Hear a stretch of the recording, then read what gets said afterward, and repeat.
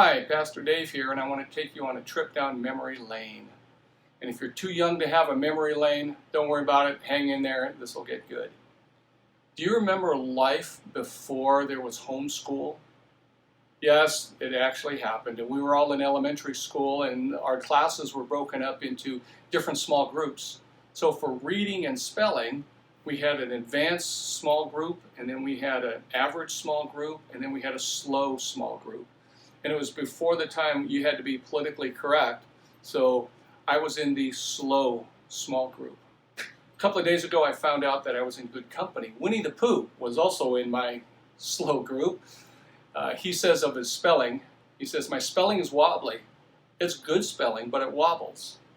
And the letters get in the wrong places." Well, that's my excuse. The letters just get in the wrong places.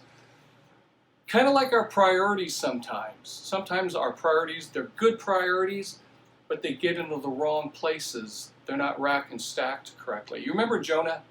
His priorities got in the wrong places. Jonah was told by God, "Get up and go preach to Nineveh. Be a light in the darkness." And did he do that? No, he didn't. He actually ran away from God. So God quarantined him for 3 days in the belly of the great fish. Now, I'm not saying that we are running away from God and that's why God is quarantining us. But what I am saying is God wanted to spend quiet time with Jonah, so he isolated Jonah all by himself. Well, that's what God has done to the entire world. He has isolated the entire world so that we can spend time with him. So back in March, I, like the rest of you, we were obedient. We went home, we stayed at home, we were safe, we isolated ourselves, we were in quarantine. And it was during this time that we all turned to social media looking for the answers. Well, I found out that while I was watching the news, my soul was craving, it was churning, it was not at rest. And then God reminded me of Ephesians 5:15 through 21, where he says, "Pay careful attention then to how you walk, not as unwise people, but as wise people, making the most of the time because the days are evil. So don't be foolish, but understand what the Lord's will is.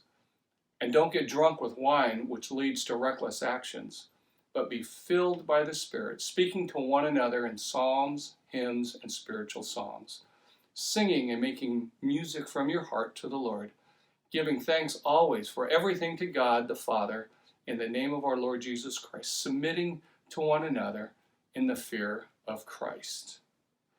It was during this time that my heart then turned towards the Lord, and I spent hours singing to him. I wasn't singing secular songs. I didn't care which 10 songs influenced me from a secular standpoint.